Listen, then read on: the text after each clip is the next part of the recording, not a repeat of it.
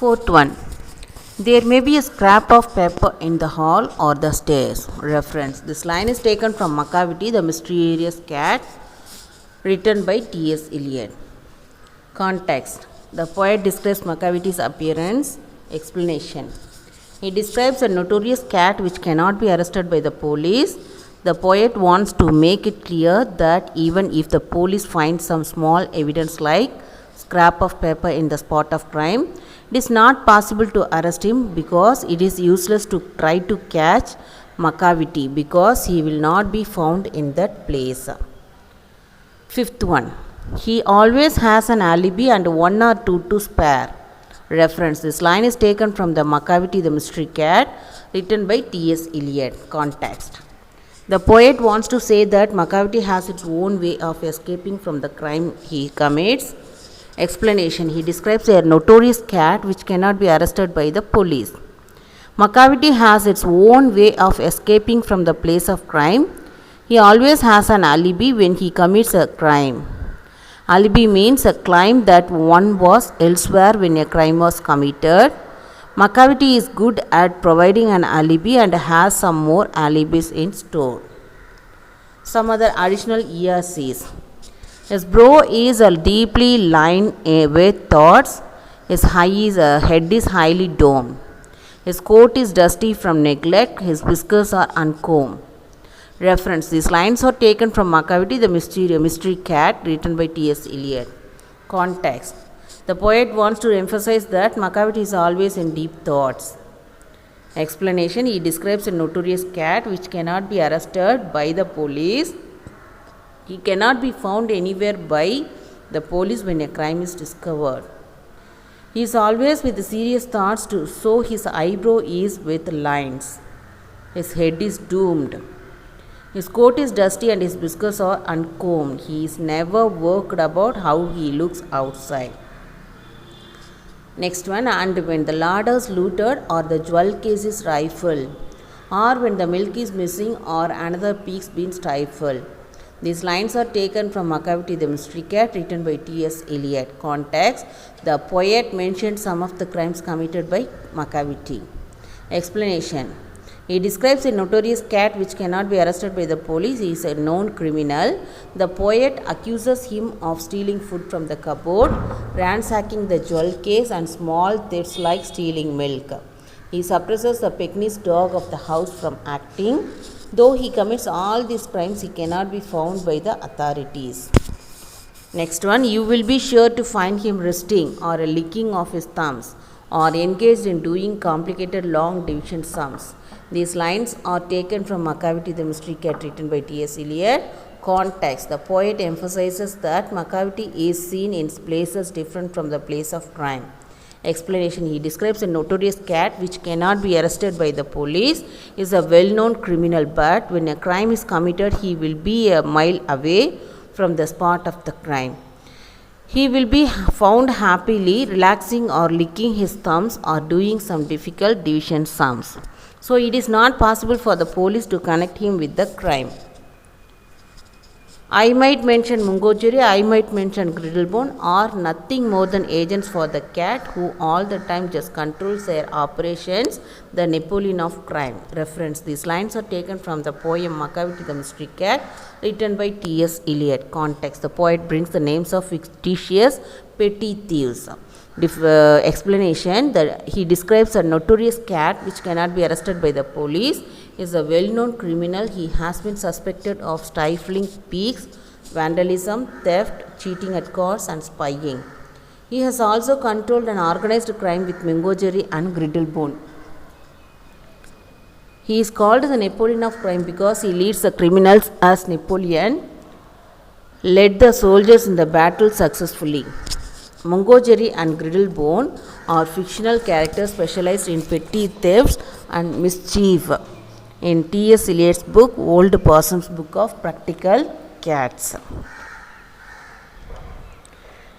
Now we are going to see some poetic devices. Eliot has used many figures of speech to present the poem to the readers in an interesting way.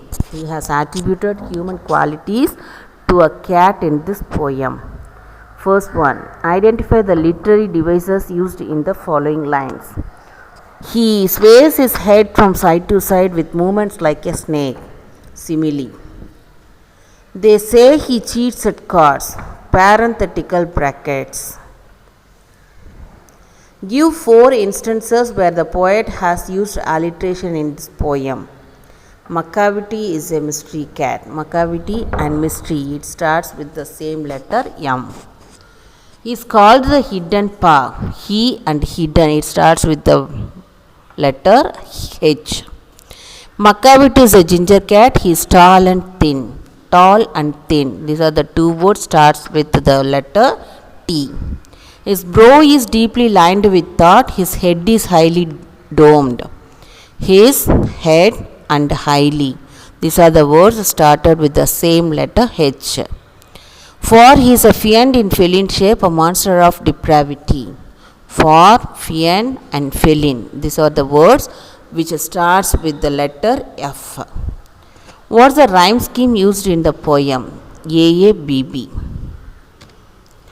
Pick out the pair of rhyming words used in the poem. La, pa, thin, in, square, there, astray, way, known, griddle bone, spare, there, despair, there, domed, uncombed, cards, yards, rifle, stifle, time, crime, air, there, macavity, gravity, snake, away, repair, there, thumbs, sums, stare, there, stare, there, macavity, depravity, macavity, suavity, spare, there, say, away. This is a listening activity. First read the following sets of limericks with the missing words. Now listen to them being read out aloud by your teacher or played on the recorder. As you enjoy the absurd fun, complete the verse with what you hear. You may listen to them again if required. A wonderful bird is the pelican. His beaks can hold more than his belly can. He can hold in his beak enough food for a week. But I will be damned if I know how the pelican.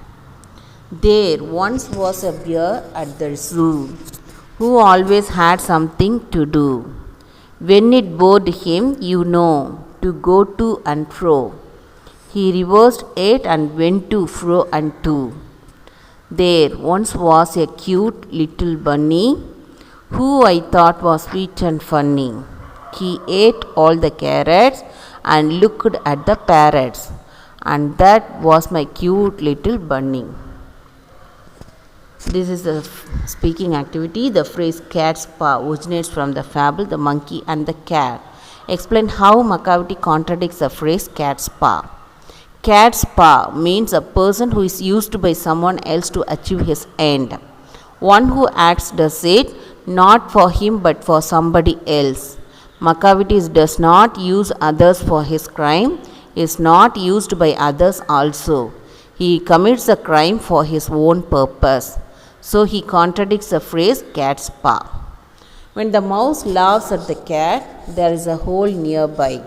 Explain the meaning of the statement to your friends. When there is a way to escape, the mouse will also laugh at the cat. The mouse is assured that if the cat jumps on him, he can escape, maybe by entering the hole which is close by. In the same way, if a weak person is happily facing a strong man in a fight, it is clear he has a way to escape from him.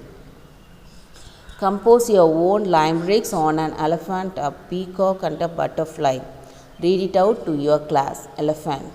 Elephant sleeps standing up and can't really drink from a cup. They like a good bath, but are rotten at math and eat from sundown to sunup. Peacock. Peacock is a sight for people to see. Multicolored and muscular is he.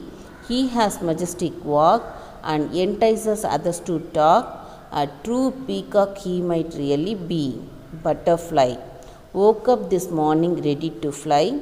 Each day's an adventure for you and I. Spread the colored wings, sweet songs to sing. Move around like a lady pretty. Thank you. Thank you, students.